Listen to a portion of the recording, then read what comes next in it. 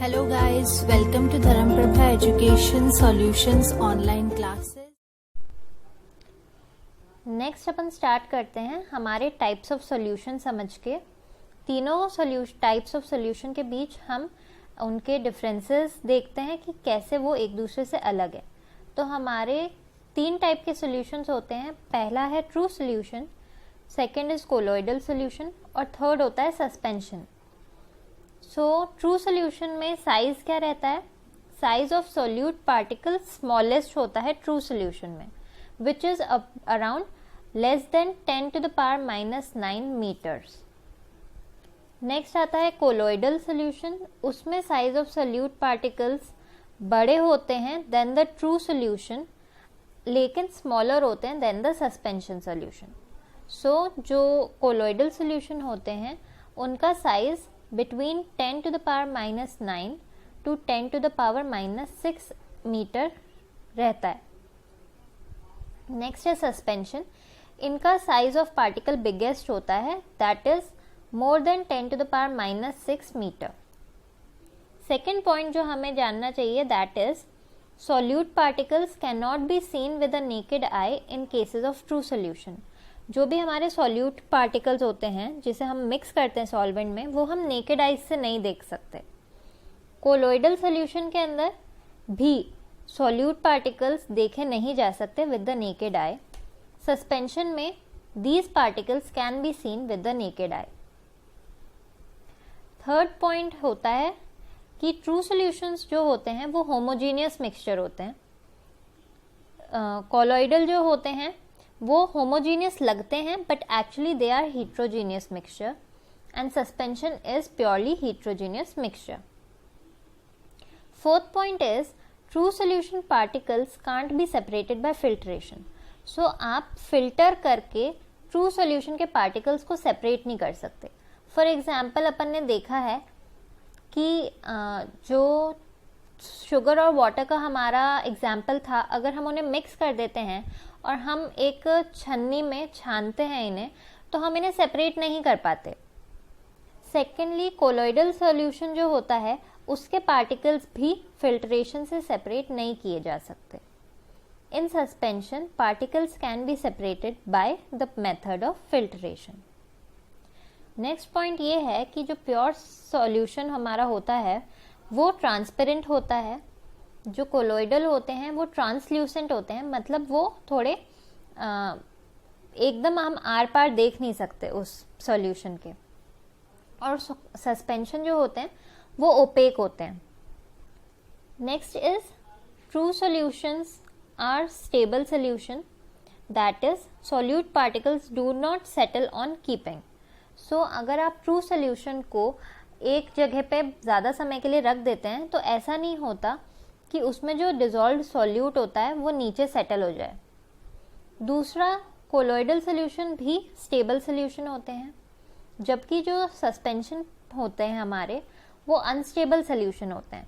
उसमें solute particles settle upon keeping. तो अगर आप लंबे समय तक एक मिक्सचर को रख देंगे, एक सॉल्यूशन को, तो उसमें जो सॉल्यूट पार्टिकल होंगे वो नीचे सेटल डाउन हो जाएंगे। सेवेंथ पॉइंट इज कि true solutions do not show Tyndall effect while colloidal solutions show Tyndall effect and suspension may or may not show Tyndall effect. Next है solution diffuse rapidly through filter paper as well as parchment paper in cases of true solution. In cases of colloid particles pass through filter paper but not through the parchment paper. And in cases of suspension, particles do not pass through filter paper as well as parchment paper. Ninth आता है हमारा examples. Examples में true solution में आते हैं sugar and water, colloid में आते हैं मिल्क और ब्लड, सस्पेंशन में आते हैं सैंड और मड इन वाटर।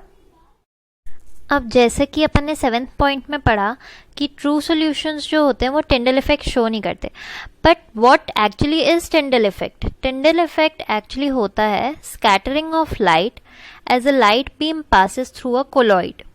So जब भी हम ट्रू सॉल्यूशन, कोलॉइडल सॉल्यूशन और सस्पेंशन से एक लाइट या बीम ऑफ लाइट पास करते हैं, तो जो हमारे ट्रू सॉल्यूशंस होते हैं उसमें स्कैटरिंग ऑफ लाइट शो नहीं होती, that is they do not show Tyndall effect. While colloidal solutions और जो हमारे सस्पेंशन होते हैं दे में शो टिंडल इफेक्ट, यानी कि वो लाइट को स्कैटर करते हैं when it passes through them. 8th point में it is written filter paper and parchment paper. Filter paper हम इजीली देख पाते हैं, पोर्स होते हैं, इजीली फिल्टर हो जाती है चीज़ें उससे। पार्चमेंट पेपर भी एक टाइप का स्टिफ पेपर होता है जो कि थिन होता है, एंड ये यूजुअली हमारे जो केक मोल्ड्स होते हैं, it's like a glazed paper, okay. So वो एक थिन ट्रांसल्यूसेंट पेपर होता है जिसमें कि जो ट्रू सॉल्यूशन होता है वो इजीली इन दोनों से पास हो जाता है, जबकि कोलॉइडल जो होता है वो सिर्फ फिल्टर पेपर से पास हो पाते हैं एंड सस्पेंशन पार्टिकल्स किसी से भी पास नहीं हो पाते। Now let's look at some of the common examples of colloid. इसमें एक टेबल दी हुई है जिसे हम कैसे पढ़ सकते हैं। सबसे पहले है हमारा डिस्पर्सल फेज, जिसे हम सॉल्यूट कहते हैं, मतलब हमारा जो सॉल्यूट है वो कैसा है वो डिस्पर्सल फेज में लिखा होता है।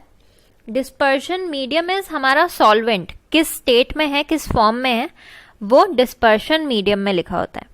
इसके बाद हमें किस टाइप का कोलॉइड मिलेगा वो लिखा है टाइप में, एंड इस टाइप का कोलॉइड का एग्जाम्पल क्या है, that is your 4th part. So सबसे पहले अगर हमारा सॉल्यूट जो है वो लिक्विड स्टेट में है और सॉल्वेंट गैशियस स्टेट में है तो हमें एरोजोल फॉर्म का कोलॉइड मिलता है, और इसका एग्जाम्पल है फॉग और क्लाउड।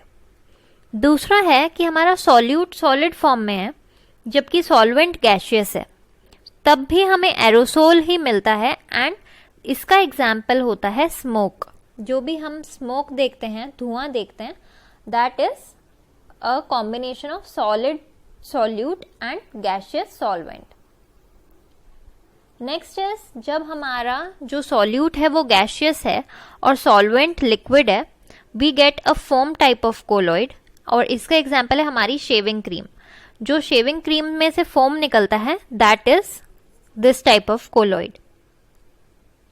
4th में सॉल्यूट और सॉल्वेंट दोनों लिक्विड फॉर्म में होंगे तो हमें एक इमल्शन मिलता है, और इमल्शन का एग्जाम्पल है हमारा मिल्क या फिर हमारी फेस पे लगाई जाने वाली क्रीम।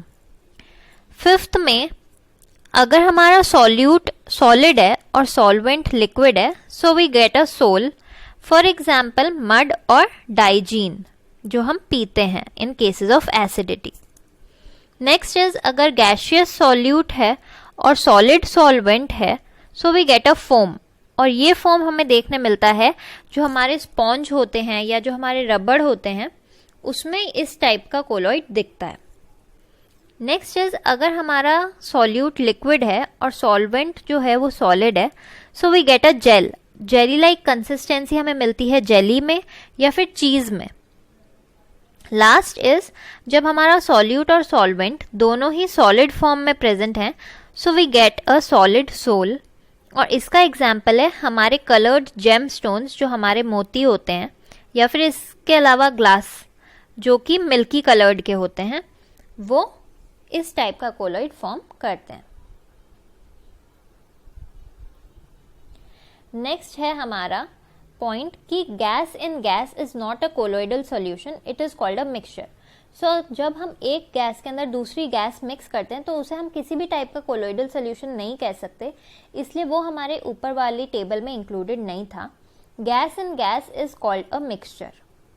नेक्स्ट हमें 2 फॉर्मूलाज पता होने चाहिए depending on concentration of solution.